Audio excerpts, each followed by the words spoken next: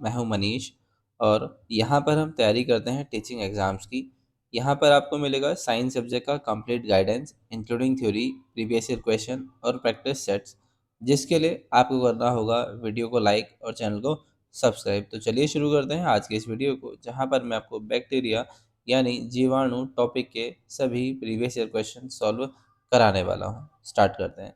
पहला क्वेश्चन है, the pectin digesting microbe utilized in flax या जूट स्टेम रेटिंग इज। वो पेक्टिन को डाइजेस्ट करने वाला माइक्रोब बताओ जो हम यूज़ करते हैं, ठीक है, फ्लैक्स या जूट स्टेम को रेटिंग में। इसका मतलब ये होता है कि जो प्लांट होता है, ठीक है, कोई प्लांट है, उस प्लांट की स्टेम से, ठीक है, प्लांट की स्टेम से जो फाइबर्स होते हैं उनको अलग करना, ठीक है, जो फाइबर प्रेजेंट होते हैं उसकी स्टेम में उसको सेपरेट करने को हम बोलते हैं रेटिंग, ठीक है। फाइबर्स किसके सेपरेट करने, फ्लेक्स के या जूट के, इन फाइबर्स को अलग करने को हम बोलते हैं रेटिंग, ठीक है, ठीक है। और यहाँ पर क्या पाया जाता है, पेक्टिन पाया जाता है, पेक्टिन। इस पेक्टिन को, इसको, ये इसका डिकम्पोजिशन होगा और तब ये फाइबर अलग हो जाएंगे स्टेम से, ठीक है। ये होता है रेटिंग का मतलब, प्लांट की स्टेम से फाइबर को सेपरेट करना पेक्टिन को डाइजेस्ट करने के बाद, इसको बोलते हैं रेटिंग। तो इसके लिए कौन सा माइक्रोब जो होता है वो रेस्पॉन्सिबल होता है या हेल्प करता है पेक्टिन डाइजेशन में? माइरोथीसियम वेरुसेरिया, क्लोस्ट्रिडियम फेल्सिनियम, म्यूकर ह्यूमिलिस या एस्परजिलस नाइगर। तो ये जो है, ये है आपका फंगस, ठीक है, ये आपका फंगस है। क्लोस्ट्रिडियम ये आपका बैक्टीरिया है, ठीक है। म्यूकर आपका मोल्ड है। एस्परजिलस से हमें मिलता है सिट्रिक एसिड, ठीक है। अब आपका जो इनमें से ऑप्शन करेक्ट है वो है ऑप्शन नंबर बी, ठीक है। क्लोस्ट्रिडियम फेल्सिनियम जो है, जो कि बैक्टीरिया है, वो हेल्प करता है पेक्टिन के डाइजेशन में, ठीक है। तो ऑप्शन नंबर बी जो है यहाँ पर आपका करेक्ट आंसर होने वाला है। चलते हैं अगले क्वेश्चन की ओर। अगला जो क्वेश्चन है ये है साइक्लोहेक्सेमाइड, जिसको हम एक्टिडायोन भी कहते हैं। ये किससे आइसोलेट किया गया था? Streptomyces griseus, Xanthomonas citri, Erwinia amylovora, Streptomyces स्केबीस।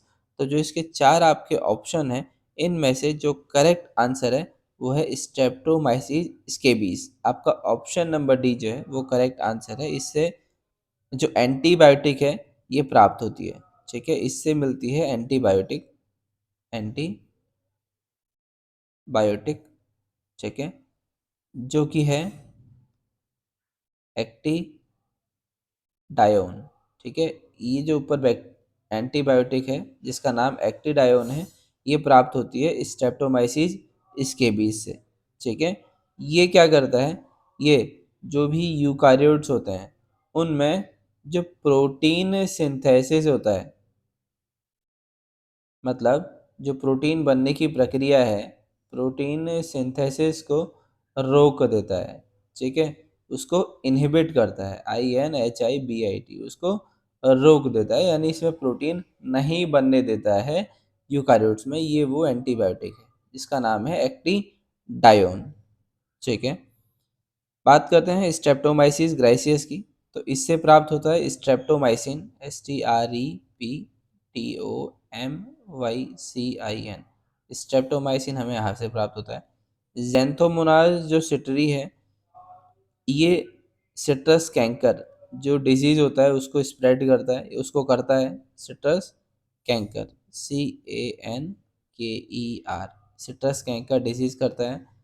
अर्विनिया अमाइलोवोरा, ये क्या है, ये एक बैक्टीरिया है, ठीक है, ये एक बैक्टीरिया है जो डिजीज करता है फायर ब्लाइट,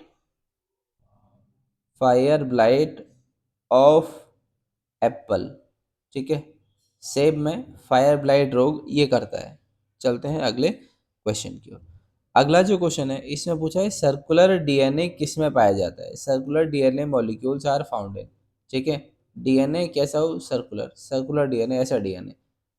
टीएमवी, टीएमवी को बोलते हैं tobacco mosaic virus, bacteria, chloroplast, mitochondria में, यीस्ट में या वॉल्वॉक्स में। तो सर्कुलर जो डीएनए है वो पाया जाता है बैक्टीरिया में, क्लोरोप्लास्ट में और माइटोकॉन्ड्रिया में। ठीक है, आपका option number B correct answer होगा।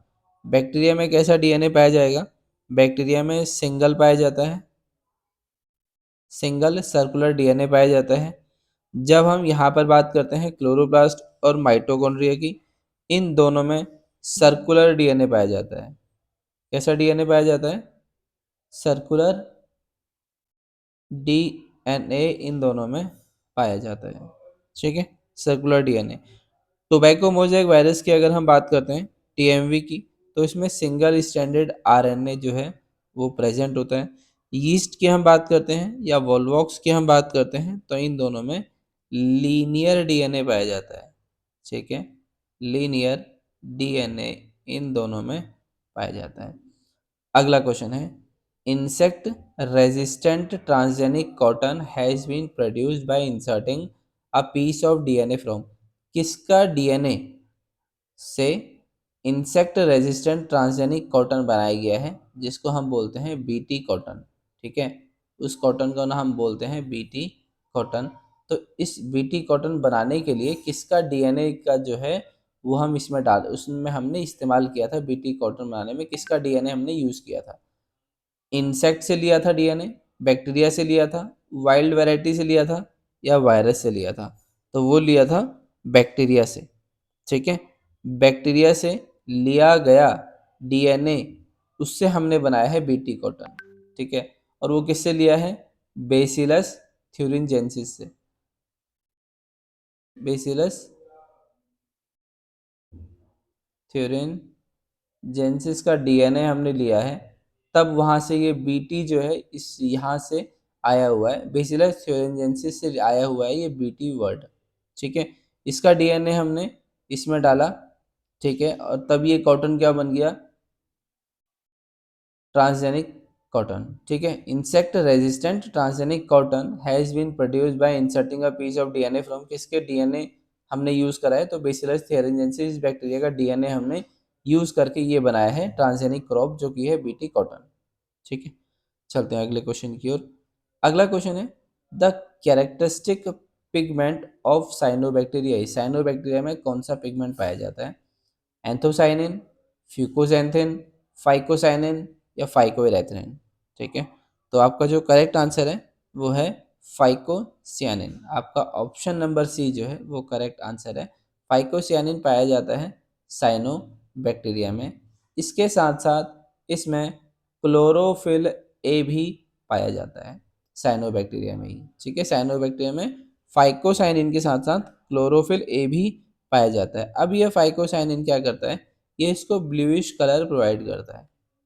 ठीक है, ब्लूइश या मैं बोलूँ ब्लूइश ग्रीन कलर जो है ये प्रोवाइड करता है। ब्लूइश ग्रीन कलर जो है ये साइनोबैक्टीरिया को प्रोवाइड कराता है। ठीक है, तो ये आपका इसका फाइकोसाइनिन के साथ साथ क्लोरोफिल ए भी इसमें प्रेजेंट होता है। एंथोसाइनिन कहाँ प्रेजेंट होता है? तो एंथोसाइनिन प्रेजेंट होता है फ्रूट्स में और फ्लावर में, इन दोनों में ये प्रेजेंट होता है, जिससे फ्लावर्स या फ्रूट का कलर रेड होता है, ब्लू होता है या पर्पल कलर उनको प्रोवाइड कराता है। कौन? एंथोसाइनिन, फ्रूट और फ्लावर्स को। जो ये फ्यूकोजैंथिन है ये पाया जाता है ब्राउन एल्गी में। ठीक है, ये पिगमेंट जो है ब्राउन एल्गी में पाया जाता है। और ये फाइकोइरेथ्रिन जो पिगमेंट है ये आपका पाया जाएगा रेड एल्गी में। ठीक है, ये मैंने आपको इस वीडियो के सारे क्वेश्चन और उनका एक्सप्लेनेशन पढ़ा दिया है। वीडियो आपको अच्छी लगी तो आप वीडियो को लाइक कर सकते हैं, चैनल को सब्सक्राइब कर सकते हैं। तो अब मिलते हैं आपसे नेक्स्ट वीडियो में।